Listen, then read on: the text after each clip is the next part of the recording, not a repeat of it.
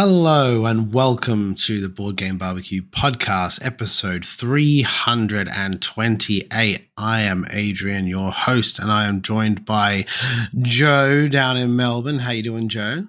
Oi, oi. We just recorded a 45-minute Patreon episode. I'm bloody sick of you.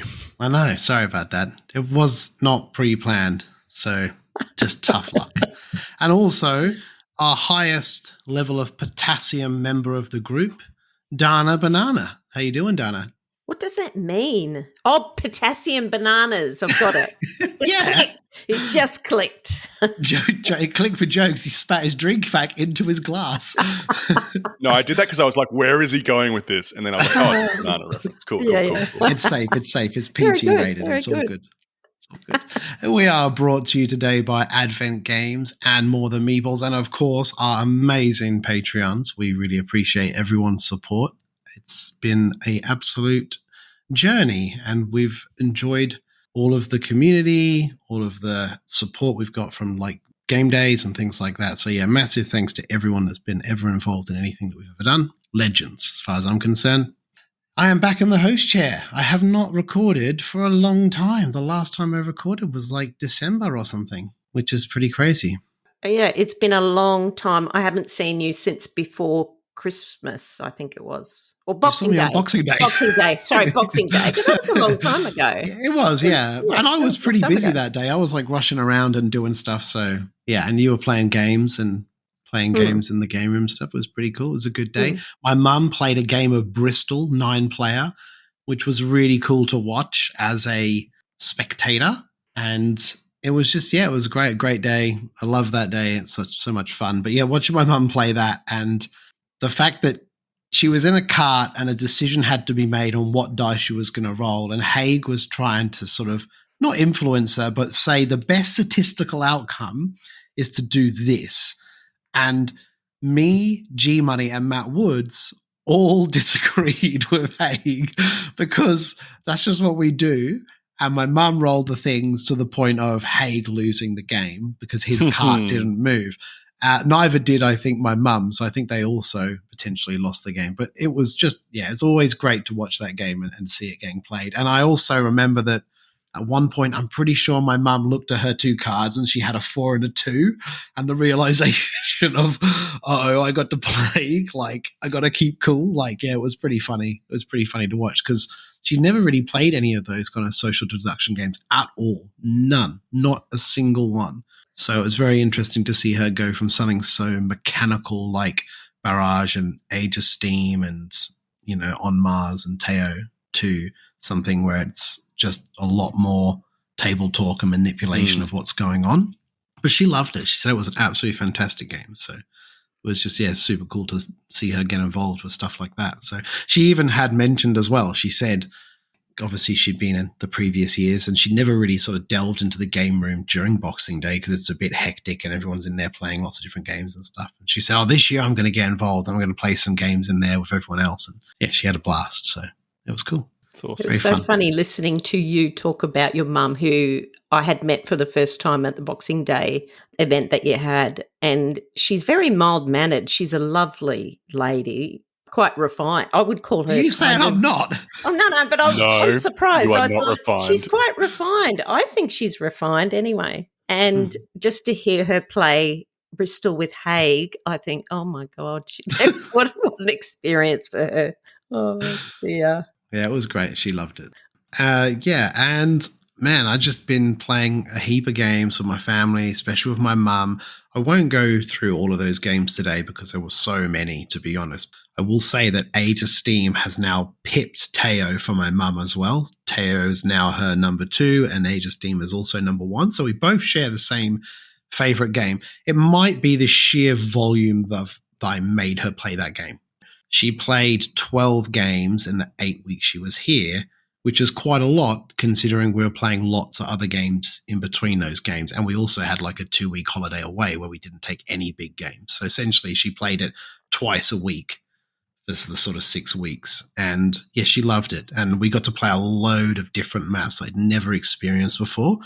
Very lucky that both Finn and my mum got to play all these different maps with me and experience these different things. And we got to play even more maps during the holidays. So one that stuck out off the bat was the Sweden recycling map. It was really cool. It's essentially the same Age of Steam rules as what you usually kind of have. However, when you deliver a yellow cube to a station of its color, it gets recycled and changed into a different color the following round. And they recycle and recycle and recycle. So essentially, you end up getting less and less cubes of particular colors on the board as they get recycled through the system. And then they eventually become a black cube, which gets burnt to create the last bit of energy out of it, because they burn this particular resource at the very end of its sort of recycling life. And you then trade those in for points. And that was a really clever mind game between me and Finn of when to take the special action to steal all those cubes to make it worth it enough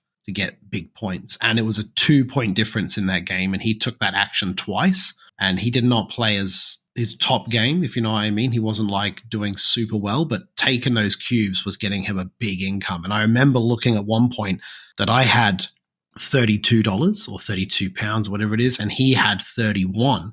And I was like, amazing. I'm going to outbid him. I'm going to steal that action. He cannot take it next round unless he takes a loan to then beat me when it comes to it. And it's in turn order. So I said, pass, no loans for me, no loans needed. My mum didn't need a loan, all good. And then Finn looked at my money and then went, yeah, I'll have one loan. And I was like, is he going to take that action? He can't be doing that for that. But he's got 30. He doesn't need money. And he just went, as soon as it came round to him, he just said, how much you got? And I was like, 32. He's like, 33. And I was like, all right, well, that's me out. Like, he gets that. And he got more points from it. But he still didn't win. But damn, he was close. And the fact that he looked at my money and saw how much I had, I was already on the ball to sort of manipulate the game, was a very joyous occasion to see it. So it must be really wonderful seeing him develop through these Age of Steam and really understand the intricacies of the game. It must be a beautiful thing to watch, I think. Yeah, I mean, to be honest, there has been a few times where we've argued about rules and about what's happening with the math, like, you know, money, and I'm counting this and counting that, and he's already taking money, and I'm like, hey, whoa, you gotta wait. And he's like, it's this, because of this minus that, this takes this and this is this. Then I double check it all and go, yeah, that checks out. And me and my mum are still trying to catch up, and he's already ahead. And I'm like, man, it's like when the little wolf becomes the alpha and basically takes my steak, takes my share of the lamb. But yeah, he's a funny bugger. So yeah. But it's been great to play with him. So I really enjoyed that. What about yourselves? Dana, did you play games at mine on the Boxing Day? I think we played a game together. We played That's Not a Hat. Yes. Was that your first game of that? That was my first game of it. I really enjoyed it. And actually I played it since as well with Stacey and Shannon from the community who were also at the Boxing Day event. And it's a classic game. I mean, it really highlights how bad my memory is.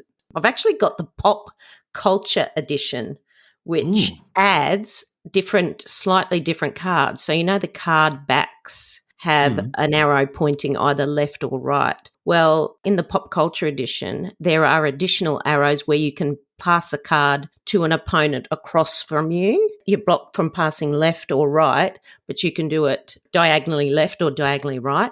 And that really screws with your memory because it's easy to remember things in a row when they pass along. But when you start passing things across the table, it creates all sorts of dramas. So I think that you're not necessarily dumb for not remembering them or having a bad memory. I think we all have that issue, and the game is designed to do that, right? But you have this cascading effect in that game that happens quite a lot where all of a sudden you just go on this wild losing streak where you forget like 5 or 6 in a row. And that's when you feel really bad because you're like, oh no, I have to really concentrate now just to get this card away from me. And I also love how you have let's say you have the basketball and you pass that round a bit left and right. And then all of a sudden other players around the other side of the table say that they have a basketball. People call them on it and it's a cheese or whatever.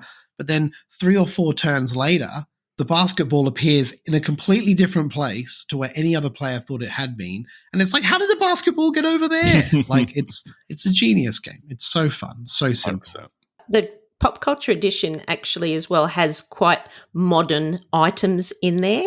Like it's got iPhones and things like that in there. And also like a sticky hand, like the sticky hand that you put on the wall and it grabs things off the wall like that kids would have, something like that. It's quite interesting when you play this game with older people, which we played with a group of people all with white hair. And the hardest thing was actually looking at these items going, what the hell is that? I actually don't know what that is. So is it still the same art style, like the black and white? Exactly the same. It's just a green box instead of a pink box and those different card backs. What about yourself, Joe? What have you been up to in life and gaming? Yeah, so I had the failed episode that I tried to be a part of because I just moved house last episode, and I had a lot of internet troubles after I'd moved house. So dealing with that. I haven't actually played a lot of games as a result because moving house and, dealing with the little one, getting the house set up has just been very stressful. But I'm getting settled in now, which is nice. And I did get to play some games today. So I got to play a few of the Button Shy games. It's a series of games that I ordered literally years ago and have never been able to get to the table. And finally got to play 3 of them in a row today, which was really fun. So I played Tussie Mussy, Circle the Wagons, and Skulls of Sedlec. And it was really interesting to play them back to back. I got to play with someone who isn't much of a board gamer, hasn't got a lot of board game experience, but they're a designer by trade. So it's interesting to get their kind of insight into the game design side of things and how the cards were designed and what they thought outside of the board game kind of arena. Have you guys played either of those 3 games before? I have played Circle the Wagons before, but I haven't played the other 2. I've played quite a lot of Skulls of Sedlec, including solo at a couple of airports and stuff. I think that's a great game. I really enjoyed that one. I think it was my favourite out of the 3 was Skulls of Sedlec. It was really, really fun. What did you think of Circle the Wagons, Dana?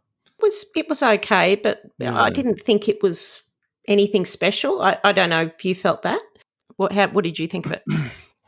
So I think out of the 3, Skulls of Sedlec was my favourite. Tussie Mussy was also very good, really enjoyed it. And Circle the Wagons, I think, was the least favourite. Brendan, who I played with, we had to stop it because he was like, I can't, it's too many things going on all at once in terms of having to think about what are which lands are you trying to put together, but also which symbols are you trying to put together, for example. So I think the design of the cards he really struggled with, which I thought was interesting, whereas he really enjoyed Tussie Mussy and Skulls of Sedlec as well. Nice. I think Skulls of Sedlec's really good. I do like some of the expansion stuff. I'm not sure if you have that or not, but that can add quite an interesting take on some of those cards and situations. But their games are always very solid for, 18 cards or whatever the rule is that they usually have. It's pretty crazy, man, to make that much intricacy out of just 18 cards. If you choose to buy them in the boxes, they're published or printed by, I think it's called Even Toys, and they publish them in boxes, and actually met the guy that does it and buys the rights to print them. And he doesn't print them until he can get the expansions in the box. Oh, okay. So when you do buy them, you do get normally 2 expansions in the box. So that's always a good way of buying them if you are interested in them. Yeah, nice. The thing I like, so the conceit behind the Button Shy games is that kind of design restriction of try and design a game out of 18 cards. And so I guess from a meta point of view, enjoyed seeing how the design is done to make an interesting or fun game out of the 18 cards. And so I think that's why probably out of the 3, some were more successful than the others. So it'd be interesting to see, because I own also Sprawlopolis and Rove, or Rover, whatever it's called. I think it's Rove, in the box version. So it'll be interesting to see how I feel about them outside of just the 18 card kind of format. Also, talking about Finn and his development and seeing him kind of grow with strategies and different things, we actually played our first game of Decrypto with Finn, which was really very interesting. And we've played multiple games since. He absolutely loved it, and we had an absolute blast with it. And me and MJ have played it a lot, right? So we know the strategies and we know how to lead people down a false path and all this other stuff. But some really interesting things happened in that game. Couple of things. People who don't know the crypto, essentially, it's a clue-giving game where all of the sort of knowledge is almost open so that the other team can guess your code and you're trying to guess their code, essentially. There's a few other little mechanics in it, but essentially you're giving clues. You don't want to give them the easiest clues because you don't want to let them just guess what your code is. But you can't give clues that are so convoluted that your own team don't get them, because if your own team don't get them twice, you're out of the game. And I was playing with Finn, and we have 4 words, and the 4 words that I had to give clues were flag, magic, and nightmare. That was the code that I had to give the particular clues for. So I did red, black, and yellow, right, for the clues. And I know that Finn is too young to know of Black Flag, the punk band. He wouldn't think of that. So I thought he would go with red flag because a red flag situation, and he luckily guessed that one correctly. And black magic, because like dark magic and stuff, like he got that no problem. And nightmare and yellow, it was a stretch, but I was going like, if you had a bad nightmare and you've had a bad dream, you might wet the bed, might be yellow. Like that was where I was going with it. And he got all 3. And at the end, when he got it, he went, "Did you do nightmare for wetting the bed?" And I was like, "Yes, I totally did." And he was like, "That was great. That was class." My mum was like, "You guys play all those video games." And I was like, "There's nothing to do with video games. We weren't leading down to video games. This was very open knowledge." But yeah, it was great. They were ahead, so they could afford to get one wrong. And my mum did all these random clues, and Finn just said, "They are doing random words to throw us off." He's like, "I've got a gut feeling that none of these link to any of those. They can't." And I was like, "Dude, no one plays it like that. That's intense." And we were kind of having a think and a guess. And he said, "Look, just trust me. Put this one as that, because there's no way it's this. They're just doing it for whatever reason." And he was right. He was completely on point. And I was like, holy dooly, what a legend. What a time to pull that card out, to just go, they're bluffing. They're bluffing. They're just trying to throw us off. And yeah, it was really fun. It's still a great game. It's still the best word game that I've ever played. I really enjoy it. I even enjoy it with just 4 players more than I used to, just because you can have that kind of intimate knowledge between players and stuff. And it's just a fantastic game. So I have not played Decrypto. Is it the kind of game that you would benefit from people knowing each other? Potentially, yes. I think so. But it's not the be-all and end-all of the game, because you can't give clues that are so sort of associated with those words for someone to guess on the other team as well, because they essentially will hear that word and link it and try and figure out what number that is assigned to. But yeah, I think having some in like knowledge to each other does help, but not always. I mean, I gave a clue. I gave 3 names for one of my clues. I did Trump, which led to flag, and Finn got that. And it was magic. I did Stephen. I just did names. I just did 3 names to try and link them to thing. And he knew Stephen Strange, Doctor Strange, and he got that link as well. Whereas my mum would not get a Doctor Strange, Stephen Strange link to save her life. So there is that kind of a pop culture knowledge or shared knowledge, but I don't think it has to be super intimate. I think that might even be a rule breaker of the game, potentially. I'm not sure. I'd have to clarify that if you just did complete in-jokes that no one else could get. But yeah, that was a great time. Absolutely rate that game still. Brilliant. Fantastic. So, have you played other word games with Finn? We played Code Names. Oh, yeah. And I did Deadpool 4, and he got them all. I think it was Pistol, Comic, Dance, because Deadpool and Deadpool 3 does that dance, the bye, bye, bye dance. And I can't remember the other one, but he got them all. But then my mum also got Minecraft 4, and she got them all right as well. So your mum is so cool. Come on. Oh, I don't know. It was. The words were easy. They were like block, cube, I don't know, oak or something like that. And then the other one was compound, and that was what I was doing as the 4th. And she got that, and I was like, wow, that was a stretch, but it was nice. Yeah, it was fun to see her get it. She was so stoked with herself. So yeah, it was good. I got roped into a game of Code Names at a board game retreat recently, and it was people that I don't know particularly well. I know them, but I don't know them well. And there is a lot of pressure when you're that clue giver. There's a lot of pressure. And I find that very difficult. I can't seem to think quickly enough to give a decent clue. And then I get the size, the size of like, when I give a clue like car to or something like that, the look of disappointment in only two. I just find it's a lot of pressure. Yeah, I think that comes with a lot of those competitive sort of team versus team games, right? Because you've got the weight of your team on your shoulders. Do you know what I mean? Like if it was just you and you're just doing it for yourself, it's not as bad if you lose or if you feel like you're slow or something. But yeah, letting other players down is a hard one, and I will be talking about letting other players down in my sizzle later, for sure. So don't worry about that. I'll tell you another quick one as well that I did play was Exit, the Abandoned Cabin. Have you done any Exit games? No. I've played one, I think, ages ago. Yeah, I haven't either. MJ got them for me as a Christmas gift because I wanted to try some. I have the Lord of the Rings one and this Abandoned Cabin one, and my mum played with us, so we didn't want to do the Lord of the Rings one because she wasn't up to date with Lord of the Rings. She's never watched it. We have fixed that, though, while she was here. We watched all 3 movies in like a day and a half. So, yeah. Did she like it? So she loved them. Of course, they're bloody brilliant. Them. Yeah. Did she watch The Hobbit as well?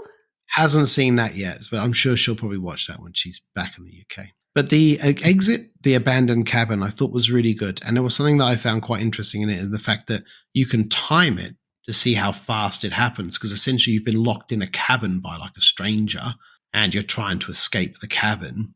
So we put the stopwatch on and like lent it upright at the end of the table to look at it. And the stopwatch with the added pressure made the game for me. Otherwise, I don't think I would have been as engaged, if I'm honest. And that is more me than anyone else. Joe, you can attest to this. I tried to do a quiz with 12 questions or whatever it was in. I was like, I'm out. I've done 50%. I'm done. I'm not going to do it later. Like, I just don't have that attention. But the pressure of the clock was like, we have to get this done. We have to keep moving. And that was kind of good because I could feel that pressure. And I thought it was a great game. I can't really talk much about it because it would just spoil it. But anyone who hasn't tried an Exit game and is interested in trying one for like a family game night or something like that, this was a great experience. And it was 2 hours or less because we set the timer for 2 hours. I mean, you can take as long as you want. You don't have to use the timer. But for me, it added a wrinkle that kept me engaged, whereas otherwise I would have just been like, I'm going to go play computer games. You guys can finish this, because I just don't have that kind of attention span. It's just not my thing. So, but yeah, I did enjoy this one, and I would highly recommend to give it a go if you've never tried any.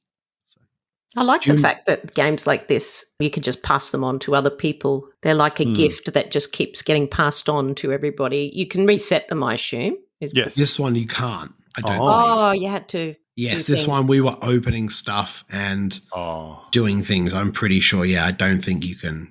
I'll have to double check. I did feel like we were sort of discarding cards and pulling things out, and there's an order to all the cards and stuff, so potentially you could. I think actually it was just MJ was writing on the cards was probably the reason why we can't pass ours on. Okay. Yeah. Because he's like, rather than having a separate sheet of paper to write down information and clues, we were just scrubbing things out on the cards. So, yeah, maybe that's more of an us thing. Yeah. So, anyone else play much else recently? Like Dana, I see here you've got an interesting game on your list. I have. I played one game called Intarsia.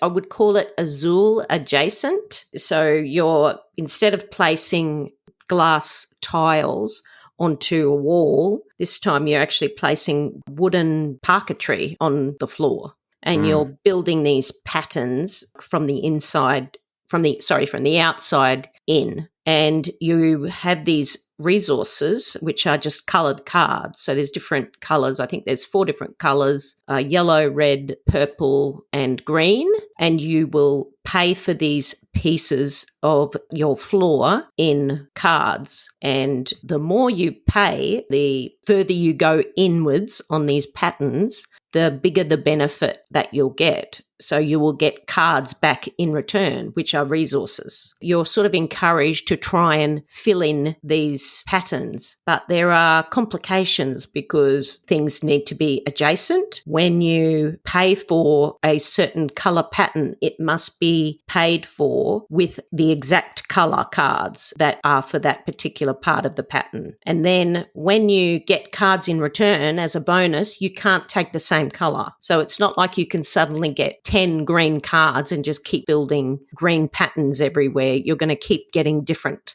colours into your hand. And so it plays over 3 rounds, and you're trying to use these resource cards the best you can because you want to be the last person who passes in the round, because you will get to draft your set of resource cards first in the next round, and you'll also get to go first. So you're really trying to last until the last possible minute if you can. And it's really puzzly. There's also this bonus board with rows. If you make a specific pattern, you can take a tile and you can score that tile. And if you get another pattern in the same row, you take that tile, but you can score the previous tile as well. So you're trying to get patterns in the same row if possible, because you'll keep scoring those multiple times. But of course, the patterns are all different colours in these rows. So you can't just, once again, keep getting the same colour cards, and you're having to plan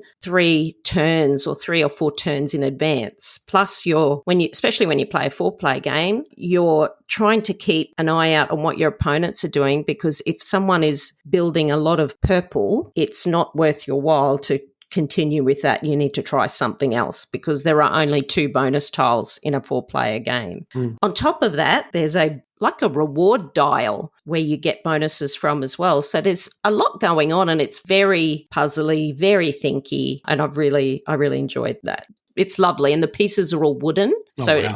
It looks really lovely. Yeah, when you get on the table, it looks lovely. Yeah, I do like a bit of parquet flooring.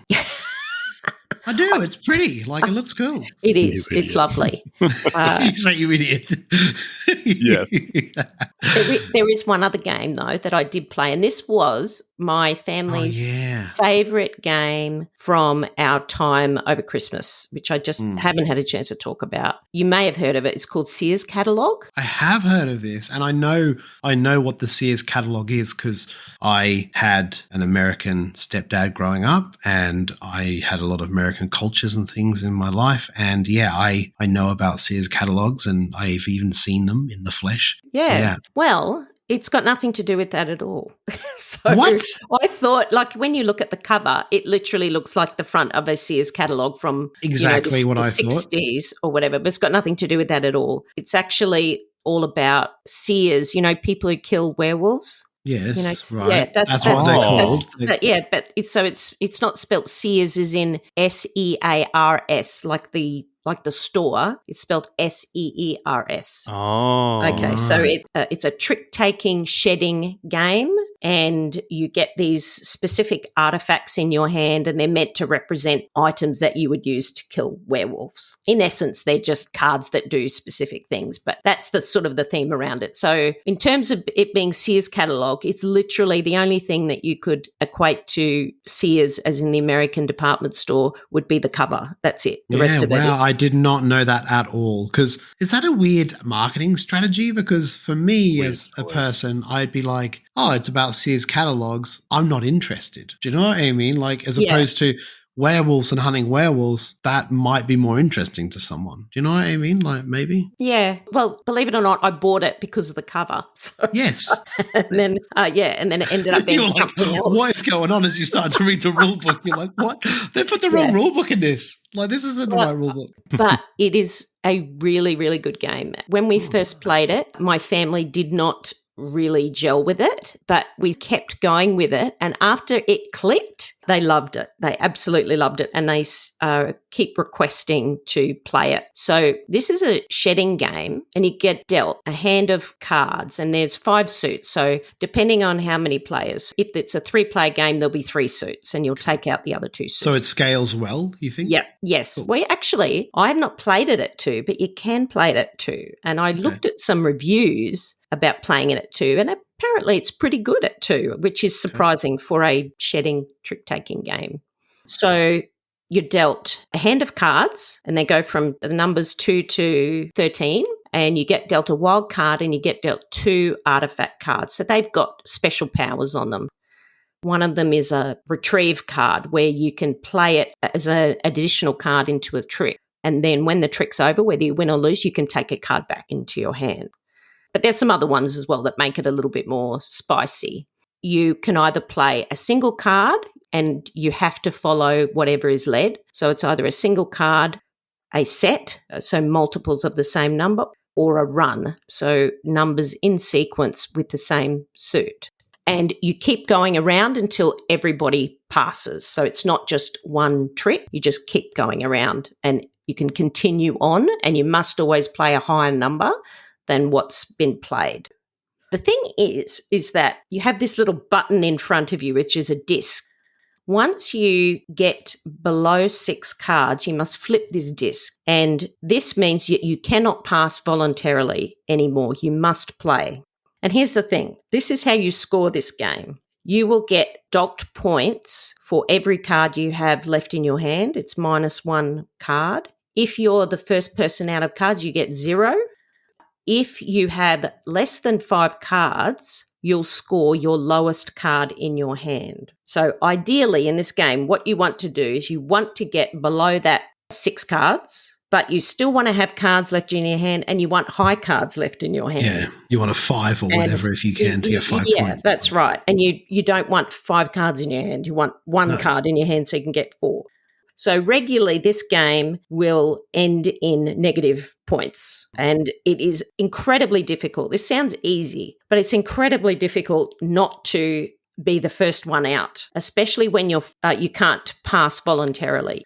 If you have a legal card to play, you have to play it. It's incredibly difficult to actually finish with a positive score. However, you play this over 4 rounds and whoever has the high score wins. So sometimes you might win on 10 and some other people might be 2, -1, -10, that kind of thing. But once you get the hang of trying to just turning this disc over, you really want to get just there and have high cards. It's really hard, but it's something that you'll want to play over and over. I've found it really a great game. Yeah, it's fantastic. I've really been enjoying these card games and trick takers where you're trying not to get the most negative points, like you're trying to lose as little as possible, which is an interesting twist on trick taking. What do you think it was for your family that allowed them to go from hating it to loving it as they were playing it over the holiday period? Well, it's interesting because we play Skull King a lot, and it's fairly streamlined. This just had, Lauren talks about this, she uses this term a lot, which is a really good way of doing it. It's a wrinkle, and it was just something completely different. Once they get it, then they're happy to try it. It's just something that they're familiar with, and my kids do not like learning new games at all, but this was just another step. And it's different enough, I think, that it makes you just want to keep playing. Like the artifact cards, there are, I can't remember how many come in the box, but they get rotated like with each game. So you're not playing with the same artifacts all the time. So that sort of keeps it a little bit interesting. Skull King, it's pretty much the same thing all the time, but this just adds that little twist. If you're familiar with trick taking, I think you would really enjoy this. And it just keeps them coming back. Yeah, I definitely want to check this one out. Yeah, that sounds good. More than I did before. So same. Cool. On that same quick note, Dana, about that wrinkle or just there gets to being a pivot point where your kids become interested in a game. The very same thing happened to us while we were away on Stradbroke Island. Finn became obsessed with Sea, Salt and Paper, which is a game he originally hated. And I don't know what it was. He just turned on it and just loved it. And for the point of like, I'd get up at 6 o'clock in the morning and he'd already played 4 games on BGA on his iPad, like on his own. He loves it. It's just, he loves the quickness, I think, of the turns. And yeah, I think it's just a great card game. I know that Lauren hates it. And he said, I told him that. I actually said, Lauren doesn't like this game. He's like, why not? I was like, I don't know. He's like, has she ever played it with just 2? And I'm like, I don't know. And I asked her and she hasn't. So I think Finn might try and hook into a game with Lauren in March to try and to convince her otherwise. But it's a great game. I mean, I've played it way too many times now. I think like while we're on Stratty, it would be 30 plus games I would have played with just Finn and sometimes MJ. But I think it plays so much better at 2 than 3 and 4, mainly because the way the cards discard in that game, you have complete knowledge of what's going on. Whereas, let's say I take my turn, I put my discard down, then you guys have the chance. If we're playing 4-player, both the other 2 players can manipulate what's already there and take what they want. Whereas it comes back to you, you don't have that chance potentially. And I do like the quickness of just the back and forth with 2. And I like the fact that I have a much bigger chance and strategy of taking cards that I know that I've already discarded because I've got a much better card in my hand. I had to keep it, discarded this because I still really would like it, but I'm happy to run the risk and place this one out in the field. Hope that Finn doesn't cover it with his discarded card. But yeah, I think that's a great game. I've really enjoyed it and he loves it. I mean, he's been waking me up with the deck in his hand, just standing there like a freaking doll from Annabelle. Do you know what I mean? He's like, seesaw and paper, no good morning, no love you dad, nothing, just seesaw paper, like, let me get coffee, man. I know, I'll get into it in a sec. But yeah, it's a great game. We've really enjoyed that. The best part of that game I like is the bit where you either stop or you say last chance. When I first played that game, I thought, why would you do last chance? Why don't you just take the points? But you can actually score. You can actually do really well if you do that last chance. So last chance and getting ahead early, and then you can then stop other games in the future where you might only be on 7 and they're on 8 or something like that. So they're catching you, but only slowly. But you've got that advantage at the early game. Yeah, it's a great game. I absolutely love it. So.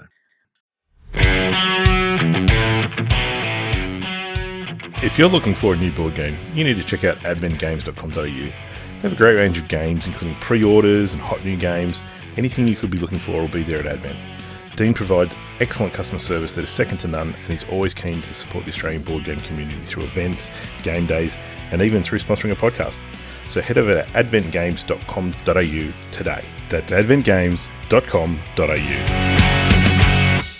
Right, with that, let's move on to some sizzling games and talk about some of these beasts that we've been playing over the past couple of weeks. Joe, did you want to lead us off with your sizzle? Yeah, so I got to play a game that I've played the base game quite a lot. So I played Isle of Cats Duel today as well. And so I've played the original Isle of Cats quite a bit and the expansion. And so I was interested to see what the difference was in the Duel version. And I've been able to find someone to play 2-player games with. I got to play this with Brendan as well today. So I was keen to give it a go. So I bought it on a whim and gave it a whirl. And I really liked it. Have either of you 2 played Isle of Cats, the base Yes, model? Many times. Many times. You've never played it? Not Adrian? For me. No, I've had the chance to do it at like a game day and stuff before, but I end up getting too busy. But I would love to try it at one point. It's cats. Oh. I am allergic to cats, so it's all good. I was going to say, I don't really? think Adrian likes cats. I don't dislike them. They don't like me. They spread their poison, try and kill me. Confirmed. Adrian hates cats. Everyone heard that. So for Adrian, and for those of you who don't know the game, it's essentially a polyomino game. So you're taking these cats that are arranged in different polyomino shapes and you're trying to save them. I think the theme is you're saving them from a cat sanctuary where there's evil pirates coming to poach them, I think. So you've got to take the cats off the island onto your boat. And so each player has an individual boat. And you're trying to arrange the cats in families. So there's 5 different colors of cats. So you want the cats to be together. You say blue cats touching blue cats, yellow cats touching yellow cats, for example, in the boat. And the scoring for the game is about filling all of the spaces on your boat as much as you can. You get more points if you've got bigger cat families. If you cover up certain things on the board, you'll avoid getting negative points, for example. I think if you cover up rats, you'll avoid getting negative points. So that's the game in a nutshell. The Duel version, which I thought was really clever, is in the original game, essentially what happens each round, you have a market of cats that are drawn randomly from a bag, and you essentially, in turn order, will choose which cat you want to add to your boat.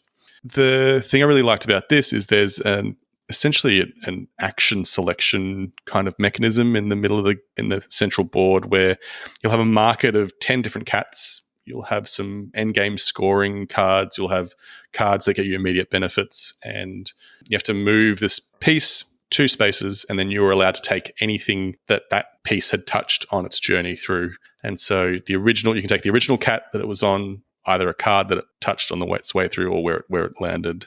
And so it ended up being this kind of strategic game of making sure that you're getting this piece to go in the direction you want it to go, so that you get the cat that you want, so that you can fill the boat your appropriate way. The things that are the same, the boats are the same, the cats, how the placement rules are essentially the same. But I think what they did to make it even better for 2 players, because I think the original actually plays okay at 2 players quite well, is this kind of action selection thing that you've got in the middle. The game ends up playing over 4 rounds. So once you've played 4 rounds, you just total your scores and go from there. I got flogged. I actually got flogged at all the games I played with Brendan today. He absolutely destroyed me. Getting flogged by a person who is not a board gamer, that hurts. It humbled me. That's what I'll say. I was humbled today. But yeah, it was really fun. He really enjoyed it. He loved the game. He hadn't played anything like it before and was like blown away by what a modern board game could be. So that was a nice introduction for him. But yeah, I really liked Isle of Cats Duel. If you have been holding off on playing it, on buying it, I would say definitely get Isle of Cats Duel if you see yourself playing primarily at 2 players. If you own the original, do you need this copy? I don't know about that. Other than it's more portable than the original game. So maybe you'll get it to be able to take it away for the weekend. Do you have to have, like in the original game, you've got to have a basket, like a full basket to be able to play cat? Question. Yeah, good do question. you have to do that? No, all of that's gone. So because that's really annoying. Yes. So I've never played the base game with that rule. I've always played the family variant because the most fun bit of the game is figuring out where to place the cats, and I find that extra stuff a bit much. So it doesn't have that in this game. It doesn't have the baskets. It also doesn't have, I think in the original game, you have to draft your end game scoring cards potentially. So you have to think ahead about what you're going to do. Is that right? Yeah, you've got to draft. Well, you're actually drafting your baskets. Correct. Special cats that can be any colour, the Oshaks. Oshaks, yeah. That's it, Oshaks cats. And also any end-of-game scoring cards. And the deck is so big that sometimes you can end up with no baskets at all. And on your turn, you'll place 1 cat. And it's kind of unsatisfying that way. Interesting. What I didn't mention is that what it has kept is the fish. So you can spend fish to take essentially bonus actions or like executive actions from the Lacerda game. So you can spend fish to move the piece an extra space. So you've got more options. You can spend fish to buy treasure. So similarly to the base game, you can use treasure to fill up the gaps, the single square or 2 square gaps that are left in your boat. You can also spend fish to also take an additional thing, so an additional cat or an additional endgame scoring card, for example. So I think it simplified the rules from the proper base game, not the family variant, and I think it's probably the distilled version of Isle of Cats that I think is the most fun bits of the game, personally. Do you get an opportunity to fill your boat? Is that a realistic thing? If you're smarter than me, probably get pretty close. So you get docked points in Isle of Cats if you've got any rats showing on your boat, and if you leave rooms, because the boat's split up into rooms, if you leave any rooms unfilled. And so I think Brendan managed to fill them all except for 1 room. So he only had -5 points, whereas I had 4 rooms that I didn't fill. So maybe that's why he flogged me. I don't know. That's terrible. Shut up, Dana. Shut up. Oh, Lord. I was obsessed over having my big families of cats. Okay. I wanted my cats to breed. Yeah. Anyway, I think if you're smarter than me, probably get pretty close to filling the boat. This is an interesting point that I'll make about Isle of Cats and about other games. It was actually mentioned to me I think it was on Facebook by Stephen Del Prado. He's one of the community members in Brisbane. And he said that Paul Grogan once said that big boxes are coffins for board games. And that's what I found with Isle of Cats. I've got this big box. I never play it anymore because I don't want to lug it around. It's just there's too much stuff. It's great that we've got all these monsters and kittens and whatever else, but it's just too much stuff. And I never pull it out anymore. So I've got to stop buying these big boxes because these games never get played anymore. And just looking at the size of that Duel version, that's perfect. I did not buy or back the Barrage big box because he's right. It's a coffin for games. Everdell, big collector's edition, coffin. Vindication, big collector's edition, coffin. I've got the original Vindication. I've played that twice since I got the big one. Because I just can't be bothered with all the bits, man. It's too much. It is too much. Like, and that's fine. Like, it's not too much for everyone. Some people love getting every last bit out and really delving into that game, and that's totally understandable. But for me, it's just too much. So it just sits there on the shelf, on the top shelf, like as a display model. I've got to stop buying big boxes. So, Dana, you have been sizzling a game which the cats on Joe's aisle would probably much like to be friends with. Right. I want to sizzle Finspan. I have had this for 4 days, but I've been playing it a lot ever since. Finspan. Yeah. As soon as I heard it online, I am a Span fan. That's it. I'm a Span fan. So I like all the Spans. And so I was very excited to get Finspan to the table. It lasted all of about 10 minutes before I unpacked it and set it up onto the table. So Finspan is supposedly the last of the spans that are being made, supposedly. So we're not placing birds in nests and dragons in caves. It's fish in the ocean. And instead of milk bottles and nectar, we've got fish eggs, young, which are like little single fish, and we've got schools, so schools of fish. Each person has a vertical player board, and you'll be placing your fish at different depths. Or you'll be sending your little scuba diver meeple. You'll be sending them down to the depths, and they'll be activating fish and getting bonuses on their way down to the bottom.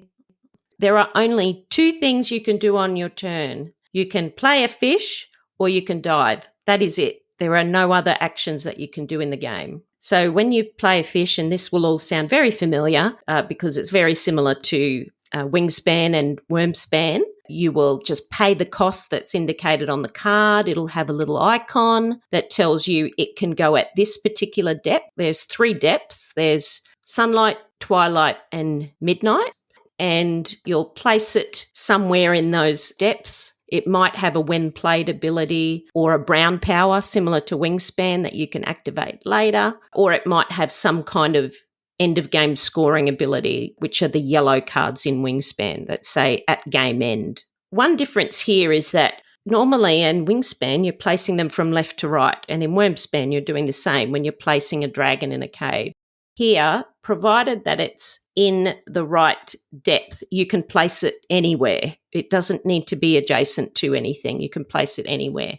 There are certain restrictions on some cards with a little line down the side which will say you must place it in this column. So there are 3 different columns that go through all of those depths, but a lot of the cards can be played in any column. When you look at your board, you'll have fish. You might have one in the top left corner, and then you might have one down the right-hand side, and then one down the bottom. So they can be all over the place. The other action you can do is to dive. So there's 3 columns. One column is focused on giving you more cards. The other column is focused on giving you eggs, and they're so cute. They're little fishy eggs. They're little squishy orange fishy eggs. They look like caviar. And the third column, it will help you hatch your eggs. And that's how you get your fish. Another thing that you can do in that third column, other than hatching eggs, is moving fish. And you're probably thinking, why would I be wanting to move fish? So this is a really cool part of the game. You want to be able to get schools of fish because they're actually worth 6 points at the end of the game, each school. And a school is formed when 3 young, so single fish, are together on the one space, and it automatically forms into a school. The way to get a fish is to hatch an egg. And so you can only have 1 egg on a card at one time.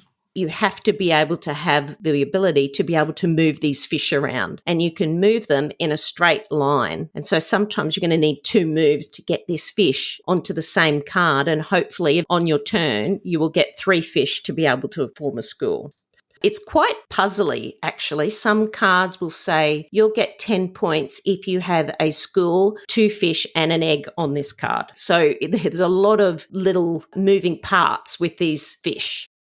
You'll get the same thing as in Wingspan and Wormspan, where each fish card is valued at a certain number of points. So you'll get those points. An egg is worth 1 point. A single fish or a young is worth 1 point, but a school is worth 6. Also, it restricts you where you can only have one school of fish on a card at one time. So you can't have multiple schools of fish on a card, which presents another challenge with the movement. You also can't have a young passing through 2 other fish, like on the same space. If it was going to form a school, they form a school. You can't get past it. You're going to have to go around it. So it's a really nice little puzzle that isn't present in Wingspan and Wormspan. Another thematic touch that I really like is that you can consume other fish. So you can at any time place a fish on top of another fish. It becomes a tucked card. As long as that fish is longer in length than the fish underneath it, you can consume that fish. Some cards to be played must consume another fish. This game is probably the most accessible out of the 3. This takes about 5 or 10 minutes to set up. A reasonable sized deck of cards, you've got your meeples, the 3 resources and the boards, and that's it.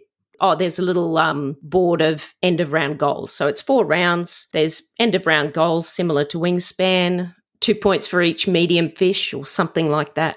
I really like it as well that it's simple in terms of you only have 6 turns. Wormspan, you can get other turns, so people can have 2 extra turns in a round and where others are finished. Here, it's very simple. It's 6 turns. You can't get any more turns than that.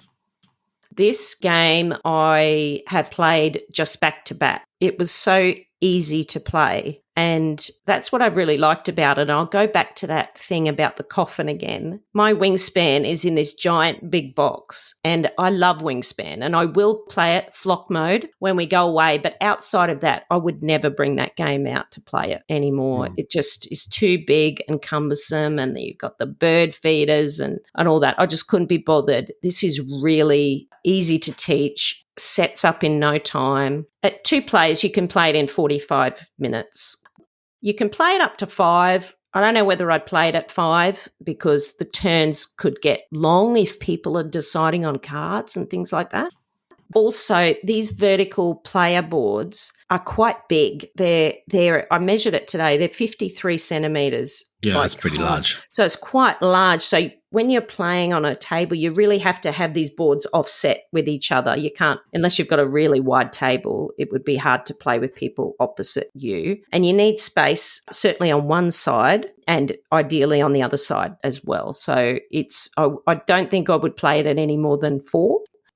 I really like it that they went back to having the information on the cards again about the animals. Wormspan has that, but it's in a separate book and it's all made up. And I much prefer the factual facts. Like I just do. I don't know why. Yeah. I just do. The facts are written really well. I think that children that have some, reading ability, with their parents could understand it. And I just think that having that separate book, I've thought, oh, that's really lovely that they got that, but I've never picked it up and read it. I couldn't be bothered. 100%. I couldn't be bothered. So I think it's really good that they have I want to know the facts back on the cards again. I want to know what fish has the biggest set of gills. I want to know who has the sharpest set of teeth. I want to know who can go without food the longest or swim in the coldest oceans. Like that stuff is interesting. Yeah. The Wormspan booklet, I looked at it and I did the same thing. I went, what? And then it's all good. I'm never going to look at that again because, okay, granted, it's a nice sort of thematic touch to tie some of the dragons together and stuff. It's all good. But I prefer that set in the real world stuff of the other Span games. So if you had to pick one to discard in your discard pile, what's going? I can't. Don't do it. I won't answer. I won't answer. But it would probably be Wormspan. But I won't do it. I won't do it. I'll keep them all. Yeah, so, that's fair. A couple of other points that I do want to mention, though, is, I mean, if you love fish, and I do because I'm actually a former scuba diver. You didn't know that about me, did you? But so I recognise so many of these fish, and it was really great just to see them again and relive these scuba dives that I had been on. And I think people who maybe are into fishing and things like that, or snorkeling, it would be really great for them. It's a great theme, and I love how they've implemented the theme, like with the fish that consume each other and the scuba diving going down. I think it's actually quite thematic. The other thing is that's really different is you don't have a hand of cards, like as in your hand. Everything is open information. Your hand is placed down the left-hand side of your player board, and that is always there for everybody to see. Then you have a personal discard pile. So the main resource to pay for cards is cards. So you'll play a card, pay 2 cards, and it goes into personal discard pile. But there are cards and a place on the board that you can activate, which allows you to go back into your discard pile and take other cards out. So that can be part of your strategy, is using cards and then getting the card that you really wanted back into your hand. And I really like that. There's no card market. Everything is just you take the cards from the deck. I just thought it was really great. I will say one thing, and I don't know what you think about this. There's a lot of hatred towards Wingspan, Wormspan, and now Finspan. You know, the comments when it was announced were so negative about, you can't create something, original, and I just don't understand why in the community, I'm not talking about our community, by the way, but I'm just saying in the wider community, why we have to yuck other people's yum. I just don't understand it. If people like it, well, that's good. They can play it. But I don't begrudge Jamie Stegmaier making money off something that works and that people love. I don't care if it's not original. If I like it, I'll play it. Otherwise, I don't. But yeah. I look at the comments on BGG and I think some of them are very unfair. It's such a shame because I actually think he's a very good publisher.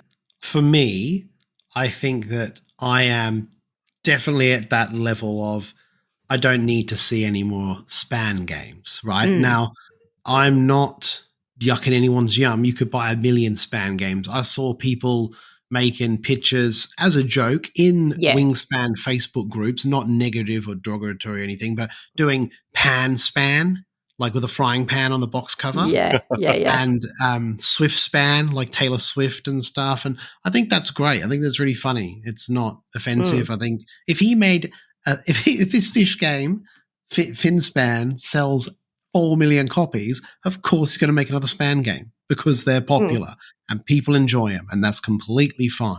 But for me, I liked Wormspan more mechanically, and I'm probably not as interested in playing a more accessible game unless it's to introduce, say, Finn or other people into that kind of a game or that kind of a style game.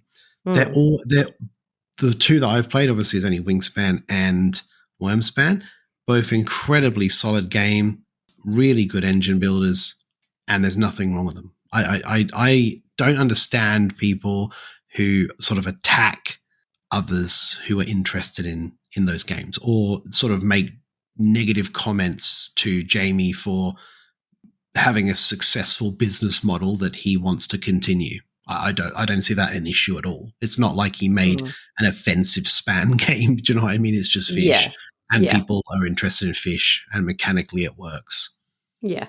So my recommendation would be, after all this, if accessible is important to you, this is the one. This is definitely the one to get. And if you like fish, and it's super simple, and it's. Look, to be honest, it's lovely. The illustrations are beautiful, as you'd expect from the game. So lovely.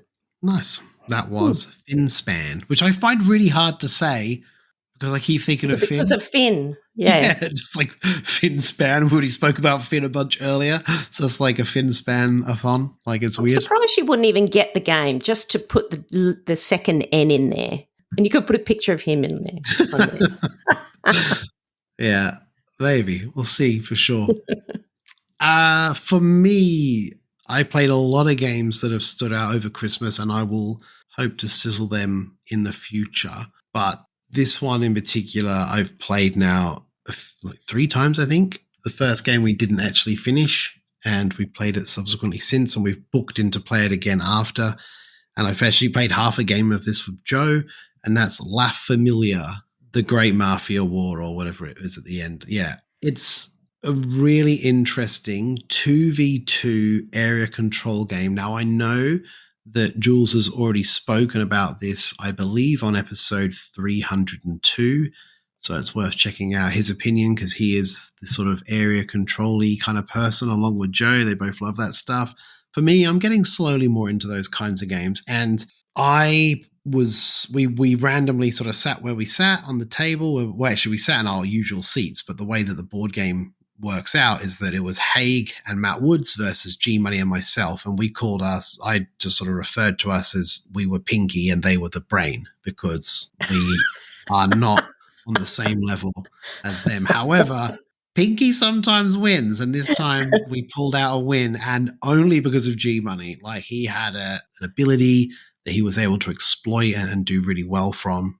And the game itself is this almost Euro-esque action selection kind of almost puzzle in a way, how these different tokens of different colors, where they sit and land after you've taken or chosen particular actions, affect where those tokens are in the following round. And that's a really interesting mechanism, because you have like a grid pattern with all these actions on it. You place these tokens on it, then you sort of slide that up with the tokens, and then those tokens are there. And as they draw back down below to the action card that's been revealed, depending on what columns they're in, can influence how expensive actions are to take, what colors you can choose, because you can use other players' tokens to then pay them $1 so they can't take particular actions. It's really interesting in that. But then you've got this bonkers area control game where you're trying to control different regions on this map and building drug farms, building up your mafia. You're trying to basically also getting cars so you can ram raid, and also building boats so you can get around the edge of the map. But then all of the families in the game have these asymmetrical powers, and there's 6 of them in the entire game. And they all do very different things. Some of them influence like the church, which basically means you can influence the neutral players on the map to attack other players, which was a really fun mechanic. And I really loved that when I got to play that particular faction. There's also, you can influence the e-commerce, which is basically the drug farms and how much money and income you get from those. There's also putting units into your sort of supply, and then also putting units out on the map using this sort of other actions. And look, mechanically, there's so much going on. It is quite ridiculous, and it is quite heavy, if I'm honest. I think that there's a lot to think about, and there's also just so many little intricate parts that you can put the wrong order in the wrong place. And when I say order, I mean like a Mafia hit order, like when you're trying to put out an order to, do a particular job. Essentially, when you place those all out in the game, and once they're placed out and everyone's passed or taken all the action discs that are available and all the turns have been taken, you then execute the orders. And they have a priority listing of the lowest number to the highest number, but they also have a priority of the sort of economics and defense all trigger first, which are green, and then attacks and other abilities trigger second, and they are orange. And depending on what orders happen in what order, they affect the game massively. Like, you could have someone that has a really powerful order that's a 5, but you have an order that's a number 2, and you execute your order first, knocking out that player, killing everyone in that region. Therefore, that order doesn't exist anymore. They get taken off the board because they've all been killed.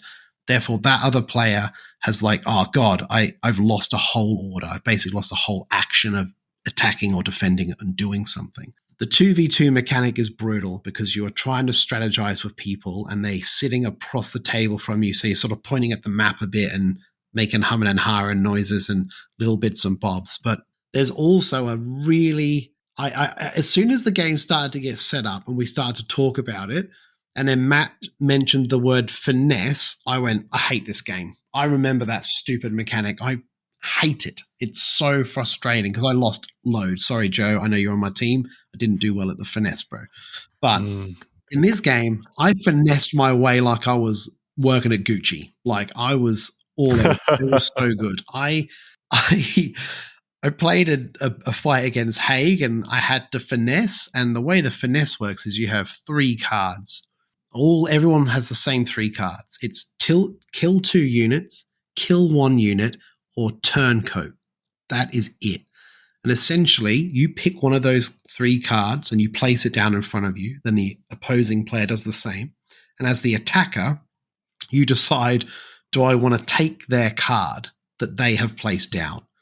I say, yes, I am taking Haig's card and placing it here. Haig, do you want my card or not? And he might take that card and it kills 2 of his units because it was the 2 kills. And mine might be the turncoat, which swaps one of his characters to be my character.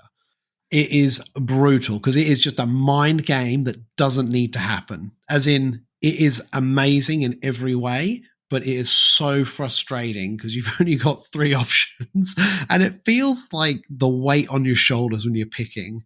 And then that's hard enough. You place that card down, then you have to get to the next level of, now he's taken my card. Do I want his card or is that going to really screw me over? And I really loved it. I thought it was an absolute genius mechanic. It's so much fun. It builds a lot of tension. It can swing fights massively. In the fight that I had with Haig early in the game, I had placed a turncoat. He didn't know. He didn't take my card, but I took his card as the aggressor. So I was the second player. I was defending, and I flipped, and I turncoated 2 units. So then I had a stronger force than he did, and then he lost that region, and it changed the game early on. And it was just great. Like it was really fun. And I am not good at massive strategy games, like in area control games and stuff. I'm not great at those, but that sort of mind game mechanic is really fun and can really change games. Yeah, the game has a lot to unpack. It's almost, I would say, in a way, sort of up there with Root in its strategy and depth. Like it has a lot to it, and you can lose very quickly if you make the wrong move. And we were lucky enough that G-Money was making all the right moves. He was amazing. Like I just kept looking over him like, this is my teammate. Look at him go. He's doing stuff. I'm not doing nothing. Like I did nothing. I killed a couple of units here and there. That was it. I had a good turn at the start, but I really didn't help the game much. But G-Money had an order that we called John Wick because basically he dropped it and it would kill 3 units in one region and 2 units in the other region next to him. And he was able to mind game where that order was and place it in a different region to where it was anticipated and then take out other units to do other things. And then, it was just great. It's a phenomenal game. I won't say much more than that other than I said to Matt Woods when we were at PlayCon, you'd really like this. It was the only game he bought at PlayCon. We've only just played it recently in December, I think was when we played our first game. And I absolutely love it and I'd love to play it again. It's definitely binge worthy. You can get really into it really quick. So yeah, kind of like Root, like you play that 5, 6, 7 times in a 2-month period, and then all of a sudden you're just on a completely different level. I think this game offers the same kind of competitiveness. What was the table talk like? I reckon that would have been really interesting. Horrendous. Couldn't repeat anything, not even the nice stuff. Like, yeah, no, it was really good. It was really interesting. It's a great game. Yeah, it's just phenomenal design, genius design. So, Joe, I know you've played it a little bit, so I know you have thoughts on it, and you've sort of spoken on those thoughts before. But I'd love to play it again. It's one of those games where if you've got the group, it's a game that's not for everyone. If you've got the group for it and you enjoy those sorts of games, you will have some amazing experiences with this game easily.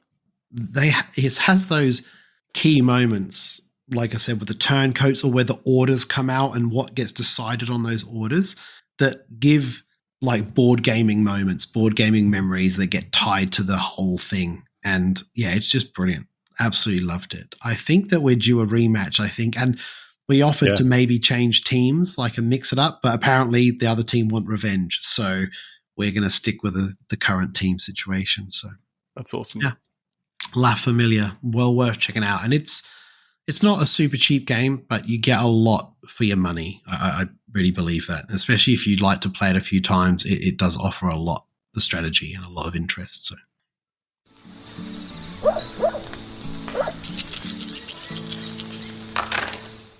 Sweet. So we shall move on to some news and announcements. PlayCon from the 11th to the 13th of July 2025. Tickets are on sale at www.play-con.com. Still tickets available, but don't know how much longer for, man. Like, they are still just ticking away. And I know that we did a 75% sold out thing. That was a while ago. I think it might have even been December, but like, I haven't checked it recently, but I'll check it again soon. But it's just still ticking away. So if you're on the fence, please just grab a ticket, because we had a lot of sad people last year that unfortunately missed out. Upcoming game days, we have Brisbane and Melbourne both have their game days on the 1st of March. And Sydney has a game day on the 15th of March at the Castle Hill RSL. All of the tickets are available on Eventbrite. I know that there's a lot of teachers and stuff being organised currently, and new hot games coming. So that'll be awesome to see some of those on the table getting taught by our amazing volunteers. That's another thing. Like, we thank all the Patreons and everybody at the start, but massive shout out to all the volunteers that have helped us over the past few years. Like, absolutely diamond quality people. So thanks for that. So last week's cheeky question of the pod was, what was your biggest game surprise of last year and what did you enjoy about it? And I would have to say, for me, it was the Vegas one. What's the Vegas one again? I've forgotten the name of it. Lords of Vegas? Lords of Vegas. Yeah. Thought that was great. I know it wasn't a last year game, but it was last year to me. It was the biggest surprise for me last year. I loved it. I know I won, but I just loved it. Like, that always helps. Haven't played it since. But yeah, I just thought it was great. It was just cheeky, playing it at PAX, rolling dice, yelling at each other, giving people constant grief. Yeah, it was fun. It was a big surprise for a game that was, there is strategy in it, definitely, but a lot of luck and a lot of just fun and banter. I love that part of it. But the luck time, sometimes I get a bit sore when I roll, a bunch of ones. But hey, that's just the gamble, baby. So. Yeah. Joe, did you have a big surprise? No, I haven't answered this one yet. So I think for me it was Perspectives by Matt Dunstan. Yeah, nice. I haven't had a lot of great experiences with deduction games in the past, but it was just the right length. The puzzles were really interesting. The people I was playing with were all equally as into it as I was. So I think it was just like a perfect storm for Perspectives, and I was surprised at how much I enjoyed it. It was really, really fun. Cool. And Dana, you already spoke about your options last week. I did, We have some answers from Facebook from the community. If we'd let you lead off with those, Dana. So from Facebook, we have David Bryson, and he says, my biggest surprise was how much I enjoyed Lords of Vegas when it finally arrived from the reprint campaign. I can now see why it's so highly regarded. It's a fantastic game with fabulous player interaction. Preach. Peter Campbell says, not sure if it was strictly speaking a 2024 release, but Sky Team was a pleasant surprise for someone who typically doesn't particularly gravitate towards cooperative games. From Instagram, Married Meeple says definitely Harmonies. It rocketed to Jess's number one game. And actually, when I was looking at all the responses over social media, Harmonies was mentioned quite a bit. It was a very popular answer. It's a great game. Like, it's a fantastic game. From Discord, we had Mr. Abody.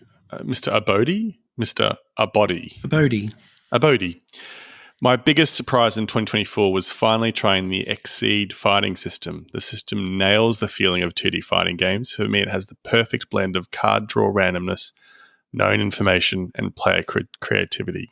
Brilliant.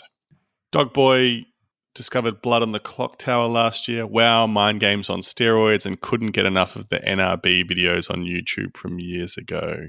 And Dryfly Stephen had a lovely comment on Discord. So this year I discovered that I could play through and understand-ish Gaia Project, thanks largely to some help from people here in the Discord. Prior, I'd thought that light medium games were my limit. The confidence I gained has led to me stepping out to try and enjoy other heavier titles, and this has led to a greater level of enjoyment in the hobby. I'm so grateful for the assistance and encouragement from others that have allowed me the joys of discovering Lisboa, Andromeda's Edge, Pampero, Speakeasy, A Feast for Odin, and Ezra and Nehemiah since that first breakthrough, and there's more coming. We'd love to see that. Love to see legend. The board game barriers are being broken down by our community. It's lovely. And lastly, we have Spenny. My biggest shock was for sure Cthulhu Death May Die. I hate Zombicide. Had a really painful play of Dead of Winter years ago and thought Too Many Bones was dumb. Wrong. So pretty much wrote off all co-op minis games as not my cup of tea. The arc of the game is really well crafted with more dice becoming available as you get more insane, and the notion that you're all probably going to die, but maybe, just maybe, you can take down this otherworldly horror before you do. It was just awesome. Cool. That's awesome. So in light of our kind of funeral home coffin situation, we will move on with a new question of the pod. And this week, we would like to know, do you have currently a board game coffin? And what steps do you think you can take to get that game back to the table? So I am very happy to go first with this one because I have the Everdell collector's edition monstrosity thing, massive. I think that Finn is now old enough to learn the base game of Everdell and probably get a bit of enjoyment out of it. We might just play 1 or 2 rounds and make it a more condensed, shorter experience until he understands it and see if he enjoys it. I enjoyed that game once. Like, I was really into it. I don't say I don't like it anymore. I just have not played it. And I've played a lot of different games since. So I think that I would like to try and, crack that out and see what happens, see if he enjoys it, and let him look at all the bits and all the crazy stuff and see where we go from there. So for me, I'm going to try and use my son as a crutch and lean on him to see if I can get that coffin opened and bring Everdell back to life. So, yeah. Resuscitate, zombie style, So, what about yourselves? For me, I've got the Trove Chest for Too Many Bones, an excellent game. Now, I don't know if it's because life just became unwieldy since getting it or because of the Trove Chest itself, but I have not touched Too Many Bones since getting the Trove Chest. So Have you used that magnet load to open that drawer? Hell yeah. Hell yeah. That's the best bit. That's so cool. It's the best bit. God. I don't know how I'm going to get it to the table more. Get Brendan onto it. Shock him. That's true. That's true. Check this out, mate. Give it a go. Now that I can leave games set up because I've moved and I've got my board game bungalow at the back, I think it'll be more successful. I'll be more able to kind of chip away at games and have those more campaign-style games. So I think that might be the way that if I play it solo, because I did play, what's the water expansion? Undertow. Undertow. I played Undertow solo and loved it. I played through the whole thing solo. So I can do it, and I find Too Many Bones really fun to play solo, but I just need to be able to set up and not have to pack it away. That's what I'm going to try and do. I want to see pictures of this board game bungalow. I love that name. That deserves a sign somewhere. Yeah, sure. For me, I sold a game called The Pursuit of Happiness, and I bought the big box with the play mat. It's still sitting there. I haven't touched it, and so I'm going to break that out. I think I've got to break it out, man. It's just sitting there. This beautiful play mat, still in plastic. Oh, God. Yeah, can't have that. Shocking. I've never even heard of the game. Oh, really? It's a bit like the Game of Life, the board game. Yeah. And you've got these different experiences that you go through life with. It's interesting. Yeah, I'll have to talk about it. Nice. So we want to know what your answers are. What is your board game coffin, and what are you going to do to try and get that to the table?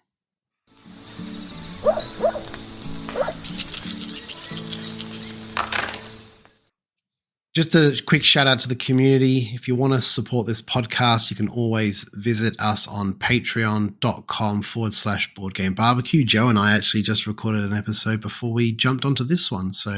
And we have all the Christmas ones and a bunch of other stuff from before, and they're always good fun. And people still chat about those in the Discord, which is nice to see.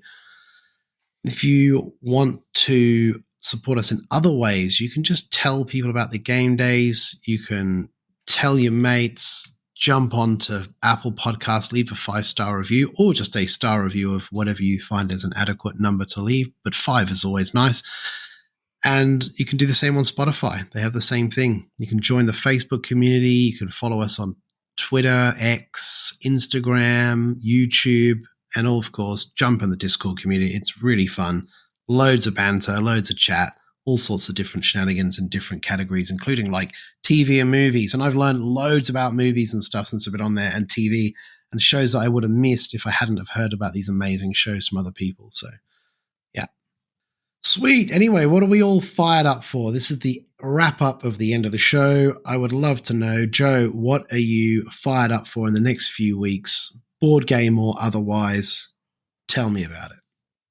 I'm going to invite a bunch of my mates around for a board game housewarming now that my house is set up. So things are starting to calm down. It'll be lovely. Can't wait. Oh, that's awesome. What are you hoping to play? Oh, Dana, it's going to take me quite a lot of effort to organise the party, let alone think about what I'm going to play. What I love to play, I recently... I bought off of you. I bought Darwin's Journey and all the deluxe bits, and I still have not got that to the table since. So I've only played it once. So I'd love to give that another crack and really get into it. Will you be serving cocktails? I hadn't thought of that, but why not? Sounds good. Choose a cocktail. I'll serve it. I don't even know any. This is so bad. I actually don't even know. Fruit tingle. No, wait. Can't go wrong. Flaming Lamborghini. That was from years ago. Oh my God. That was all the rage in the 80s. Yeah. Flaming Lamborghini. They would set it alight. You know, you haven't seen one of those? Oh, anyway. Cool. I'll take that on board. Yeah. Dana, what are you fired up for, mate? You know what? It feels like I'm always going away. I'm going away on the board game cruise. I've been on a treat. Well, I'm going away again. My ladies' board game weekend. It's called Games on Wave. We are going away and playing games for 3 days straight at my mum's beach house. I'm glad that you've admitted that you always say this, because I had a conversation with you a while ago and say, you go away loads of your mates to play games. You're like, no, it's only like twice a year. But I'm sure it's way more than that. It seems like it's twice a week. I actually said to my boss, Sigmund from More Than Meeples, I said, it's only twice a year. And I think he's starting to think, I think it's more than that you're asking for time off. So, we always, the tradition is we always play Wingspan Flock Mode. That has become a tradition. Then we have decided that each of us has to pick one game that we want to get played, and we'll all play that game. So we'll all get at least one game played. The other thing we're talking about, how's this? We're doing a PlayCon T-shirt. Oh. I know I will be wearing probably a uniform of some sort, but occasionally I might put on my PlayCon ladies board game T-shirt. So cool. We're going to get one designed and made, and it's very exciting. That's nice. There was quite a few people with shirts from different communities and stuff there last year. It was really nice to see. Yeah, one of our ladies is an artist, so she's going to design the T-shirt. Yeah, that's epic. It's going to be great. There'll definitely be cheese on it. Cheese designed. Cheese, as in cheese? Yes, that's part of our fromage. No, not fromage. I'm talking about actual cheese. Cheese platters is our life. It's games and cheese. That's it. There's nothing else. Dana, what do you think fromage is? Oh, well, yes. I thought you were talking about the board game. No. Oh, I thought, the board game fromage. But yes, it's going to have cheese on it. For me, the fired up situation, I don't know. I have to say, like, I've been working for myself and I'm actually really enjoying it. Is that okay to say that? Is that cool? Like, I'm just fired up to work, like, for myself. I love it. I've been really enjoying it. And, of course, just as Finn's got older, we've been able to watch a little bit more sort of R-rated sort of movies or more older movies. She's 9. Yeah, I know. But when I was a kid, Alien was an R-rated film. Oh, okay. But when you go on Disney Plus now, Alien is just an M-rated movie because that puppeteering, it don't hold up as good as some of the stuff that's of nowadays, right? Like, it's still great, it's still scary, it has a great atmosphere, but the gore and level of violence in it is not up to the level of some of the stuff we have today, as in Terrifier 3 as an example. What about sex scenes? None. No, but do you let him watch sex scenes? Well, it hasn't happened yet, but I'm not really bothered. It's a human thing, right? Like, it happens. Suppose. It's pretty uncomfortable when I watch it with my kids. Oh, it's horrific. You're showing them websites that they shouldn't be looking at. Oh my God. But anyway, yeah, I'm not too stressed about that, to be honest. It's a natural thing. We're human. That's what we do. But for me, being watching Aliens and Predator and some of these films of him has been really good. I've really enjoyed it, and he's also really enjoyed it. So I'm kind of lucky that I kind of get to relive these films, that some of them I haven't seen in 10 years, but I've watched them probably 50 times or at least a dozen times, and then getting to see him watch them and they still hold up and they're still good movies has been really great. So I'm just fired up to maybe watch a few more movies. So cool. Well, that's a wrap for us. Thanks, everyone, for listening. We really appreciate your support, and we shall see you on the next one. Play more games. Enjoy. Bye-bye. Bye. Bye.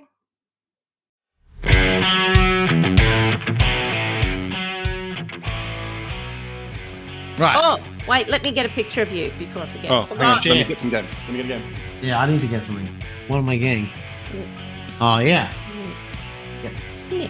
Oh, I should have worn like a Hawaiian shirt. Okay. Yeah, okay. What am I going to do? Grab all that Locana, carry as much as you can. There is I want you to fit much. as much of the Locana in your pants as possible. It's so much. Under your shirt. Make it look like you're a square. This is Prego. embarrassing. Square prego. Pregnant by Locana. Oh, God. Oh, my God. In this photo, you look like you're missing a chromosome or two. Wouldn't be. It wouldn't be Stupid that is, stupid does. Yeah. Life's always, Mama always said life's like a box of Locana. You never know what you're going to pull.